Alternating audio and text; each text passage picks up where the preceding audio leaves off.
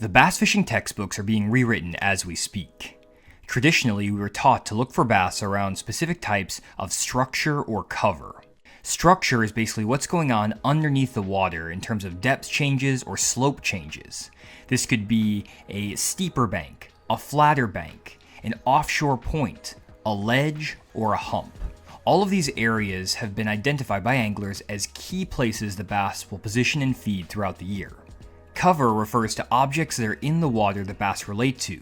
This could be a boat dock, a riprap bank, an offshore brush pile, or grass. For years, we've been taught to look for bass around these structure and cover combinations, and we've tried to figure out which patterns and combinations work best in specific times of the year.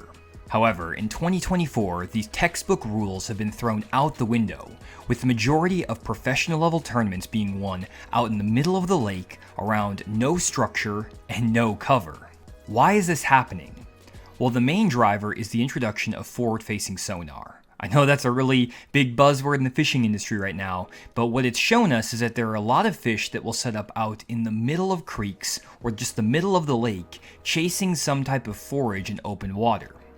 They'll be chasing shad, bluegill, perch, alewife, and basically anything else they'll swim out in open water, and they'll set up in wolf packs of 3 to 10 bass chasing these bait fish from the surface of the water all the way down to the bottom as deep as 80 or 90 feet. One of the first major tournaments this year on Toledo Bend Reservoir was dominated by this technique. Dustin Connell was targeting isolated fish and small wolf packs that were chasing shad in the middle of pockets and creeks. These bass were staging in the middle of these pockets, waiting for the water to warm up enough so that they could spawn. He would find these fish with his forward-facing sonar and cast a small Damiki rig or a jig head minnow at these fish to get them to bite.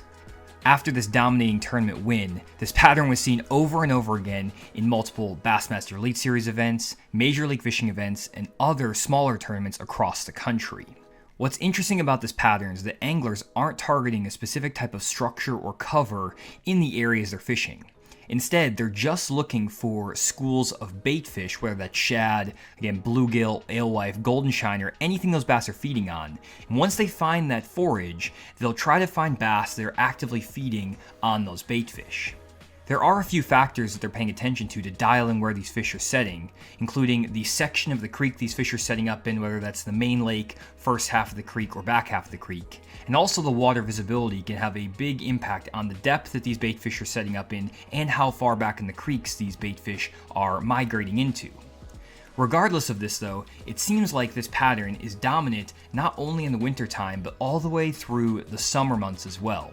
In the recent Bassmaster Elite Series event on Smith Lake in Alabama, the majority of the top 10 were targeting suspended schools of spotted bass over 100 feet of water that were not related to any type of structure or cover. Instead, they were just roaming in the middle of creeks.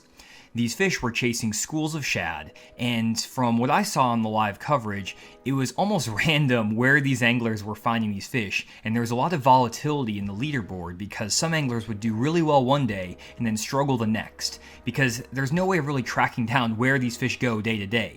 You really just have to pull into a creek and hope you run into a better quality school of fish that happens to be in that creek when you're there. The reason I feel like this pattern is so dominant is because these fish have been completely untapped by anglers before the introduction of forward-facing sonar. For the most part, anglers focused on targeting fish that were related to some type of cover or structure. However, these fish have been pressured for years and are becoming harder and harder to catch. On the flip side, these fish that are chasing bait in the middle of these creeks have not been pressured by other anglers because it wasn't really an accessible pattern before forward-facing sonar. Unfortunately, most anglers don't have forward-facing sonar on their boat, and in a recent poll I did on my YouTube channel, I found that less than 40% of anglers that are subscribed to my channel have forward-facing sonar. Because of this, I wanted to try to figure out if we can exploit this new bass behavior that's been discovered through the use of forward-facing sonar, but find a way to actually target and catch these fish with traditional sonar, down imaging, side imaging, and 2D sonar. Therefore, I went out to Beaver Lake with the goal of finding some of these suspended bass with traditional sonar and catching them without the use of forward-facing sonar. Let's head out to Beaver Lake and see how I did. So here's a perfect example of the issue that we're facing right now. You can see we're on a really nice channel swing point, and there's bait out here that's suspended really high in the water column, and there are fish there chasing this bait way up high. We can actually see fish on that side imaging really clearly, and you can see all of those shad there kicking around. I really actually like how many fish I'm seeing on the screen and everything in this area. They're just really spread out. So there's really two options we have in this deal. I think option one, ooh, there's a really nice kind of wad of them on that tree right there. Option one is to obviously just wait until we find a group that's grouped up, or we can try to use a bait that we can cover water with in an area like this, like a deep diving crankbait, maybe a hair jig, that tush with a spunk shad, something like that. Because you can see that there's bait and fish everywhere. They're just randomly roaming. And if I had forward-facing sonar on the boat, it would be pretty easy to pick these fish off. But without it, it's going to be a little bit challenging, though not impossible by any means. So what I did like on the screen here just a second ago, before we get too far away, is you can see there's actually quite a few fish stacked up right in this area, right in here. So I'm gonna mark this with a fish icon, and there was also some fish on this tree right here, as we kind of see right there. I'm gonna mark that. Let's get back over here. There's actually another little wad of fish that popped right there. There are fish that are definitely roaming and cruising on this deal for sure. I mean, look at all that bait. It's going crazy. Differentiating my bait from all this shad may be a little bit tricky though. So we're gonna try potentially maybe to crank these fish. That could be the right call this morning. Or throwing that tush with that spunk shad could be a good call. Oh my goodness. That is what we've been looking for. Holy cow, look at that little wad of fish right there, guys.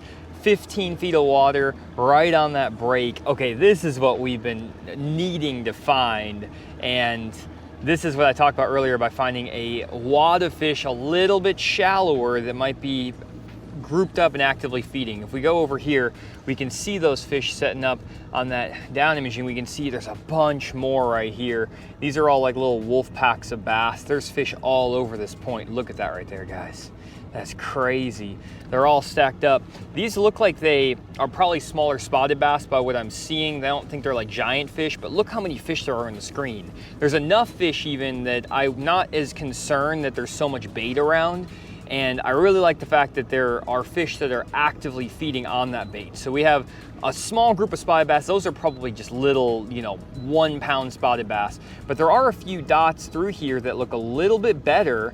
And then there's also that little wad of fish right there that definitely look a little bit better. But there's some fish that are kind of tighter to the bottom down here that probably are better quality largemouth. They're just chilling, as well as some smaller fish. You can see there are actually some really nice arches down there deeper, right there. Those are better quality fish. I'll mark that as well. So we have these fish that are setting up right on this break. And it's interesting because our red, obviously, on this deal is in that like 30-foot zone. And those fish are right on that edge, but they want to be closer to that shallower flat just in the morning here. I think these fish probably will slide out here and set up deeper out here later in the day. But right now they want to be right on that break because they're pushing those shad up against that flatter area. And I think we should be able to throw a little tush with a spunk shad or a crankbait or something on those fish and waylay them. So let's see if we can put some fish in the boat here real fast. Now, I initially thought those fish were related to that drop-off, but I quickly realized that there were a lot more fish suspended out over the creek channel at open water, and when I regraphed the areas that I had marked, those fish were gone. Instead of being related to that point in any way, they actually were more out in the middle of that creek channel just randomly chasing bait fish, and as soon as I dropped the trolling motor out there, some fish started coming up schooling. Oh my goodness, they're schooling right in front of me here. Come on, fish, eat my bait. Come on. Get it. Oh, come on, get it. Got it. Oh my gosh, they're right here. Oh, it threw me off. Dang, they're right in front of me. They're busting right here, guys. As soon as I drop the trolling motor, these are these little guys we saw earlier. Oh, he just came up and crushed that. That's so fun. Oh my gosh. There's a little wad of them. These are fish that we're seeing schooling on the graph, guys. Got the butt seat in because I still have my hurt foot, but it's not stopping us. We don't even need forward facing right now, guys, at all. Just throw on these fish. We're literally right by that waypoint that we saw those fish on, and they're busting here. These fish are just chasing. They're literally all around the boat. This is crazy. I'm not doing anything fancy with this. I'm just throwing this little tush with the spunk shad, and there's fish all around this area. I'm not even casting over where I made that waypoint yet. But we got around them, and these fish are just roaming and cruising in this zone. The fish are actually, if we pull up our mapping, about 150 feet over there. That's where I graphed them earlier, that little wad of them. I think a lot of them are these small fish like this, but there were some better ones. And so without forward facing, they're busting over there too. The best way to catch these fish is to just use a bait that you can cover a lot of water with quickly, and you can kind of work suspended in that water column. And so this tush with the spunk shad is kind of my go-to, but you can also use a hair jig, you can use a crankbait. We're probably gonna throw several different baits, but they're busting all around us. So we are in a very active area, which is awesome right off the bat here. Oh, there's a massive school of them coming up right behind me, and they're coming up over there. It's going crazy right now, guys. This is unbelievable. Eat my bait, come on, fish. Come on, eat it. I like throwing this spunk shad with the tush too, because if the fish are really, really small, the little tiniest ones won't eat it every time. This is not a good example of that, but at least it's a slightly bigger bait. There's fish busting everywhere, guys. They weren't busting when I was graphing, but they're now busting all around the boat. Oh my gosh, come on, come on, come on. Got him. Oh my goodness, this is so fun. This is a better one too, a slightly decent fish.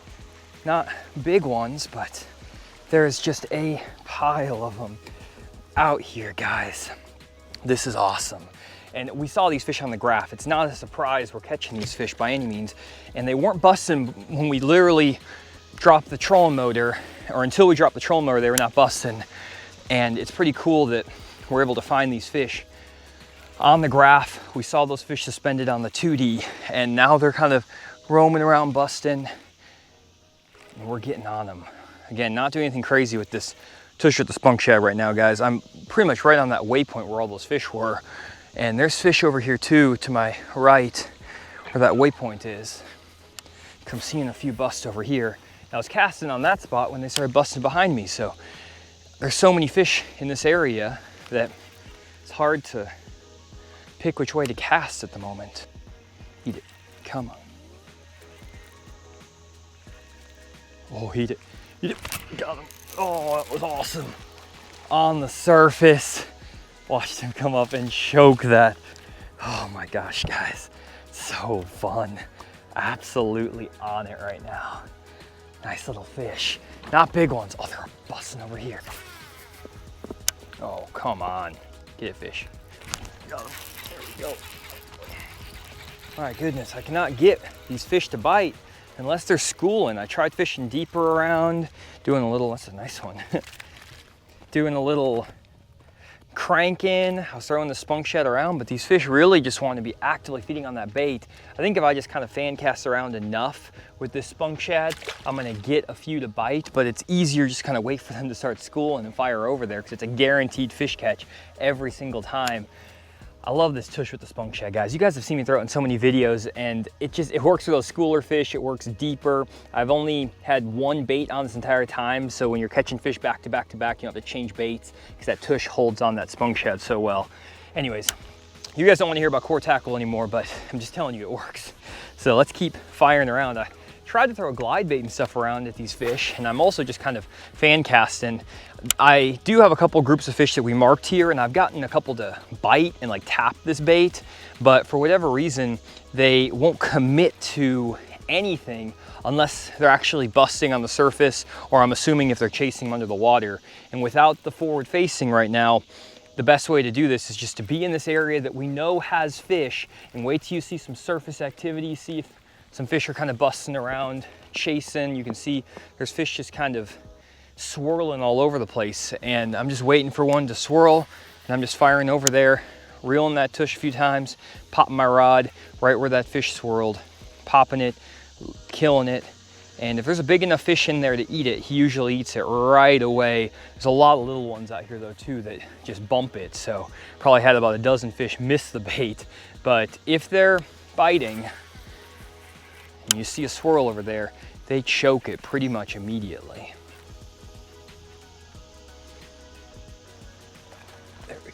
go. Got one on something different finally. I was trying to throw a bunch of different baits at these schoolers, see if I could get a better quality fish. Unfortunately, that's not any better quality, but that's just a little glide bait there, a Clutch Eco. The fish aren't any bigger on it though, so that's not really helpful, but at least we got them to bite something different. There we go, nice little fish. It's a cool little glide bait I picked up the other day, just the Clutch Eco. It's a darting style glide bait, and I was just working it up by those schoolers. I think there's a ton of baits that could work on these fish, guys, to be honest. It's not a situation where there's only one bait that's gonna work here. You can throw a million different things. I guess from an efficiency standpoint, like a bait like a treble hook bait, I don't like so much, just because you have to unhook those fish. It takes a while. There's a chance they jump off. So if I'm gonna throw something, I like throwing this tush with that Spunk shad. The only thing that can happen is they'll like pull it down like that, which if they're small, they won't get it in their mouth. But other than that, it's a single hook presentation. You can see they eat it really well. And I don't know, I think it works really well. I can cast it far in these schooling situations. I can also work it deeper if I need to under those fish. So there's a lot more flexibility with this bait than a lot of other baits. And there are a bunch of different fish in all directions. Again, all I do to fish that is I just burn my reel handle and pop my rod and just basically work it pretty quick, trying to keep it near the surface when those fish are busting. They really are only eating it when they're busting though. It's really crazy. I don't know what the deal is with that. Come on. One of y'all has to choke this thing. Get it. Come on. Go. Here we go. Oh, just another fish. Nothing crazy, but every single time I throw that thing over in one of these groups, they absolutely choke it, guys. Choking that tush with the Spunk shad. This means it's a solid fish. It's nothing crazy, just little 1.5-pounders, but those are great fish, super fun to catch out here in the summer. And I've had like 15 fish now in the last few minutes. They're absolutely choking this deal. Having a lot of fun out here. Honestly though, because these fish are roaming around so much, I have to spend a lot of time waiting, and they're not the biggest fish in the lake by any means.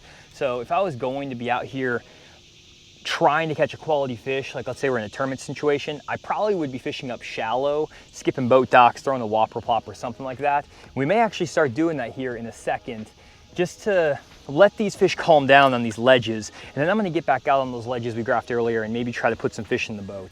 I had a blast though this morning catching them on that little tush with the Spunk shad. I've been using the same exact Spunk shad this entire time. That core tackle tush, that 4/3/8 ounce, will go into that bait and hold it super well, so you don't have to worry about going through a ton of baits, which I love. And for whatever reason, it just was the most effective bait today. I've thrown like 7 or 8 other baits, and I only got 1 fish on that glide, everything else on this seal. So good little bait and good little morning. Hopefully you learned something from this video. If you guys enjoyed, definitely stay tuned for more videos. I'm gonna try to go refish those ledges we graphed in the morning, so make sure to subscribe to the Fish Moment YouTube channel if you wanna see how I do on those ledges later. I'll probably put that the next video after this one, unless I go crack them up shallow, and then I'll put that video out too. So we're gonna go throw a little jig and a topwater up shallow for a few hours, see if we can get lucky on a bite there, and then we will see you guys in the next video, hopefully with some type of fish catch here on Beaver Lake. So thanks for checking out this video again. We'll see you on the next one.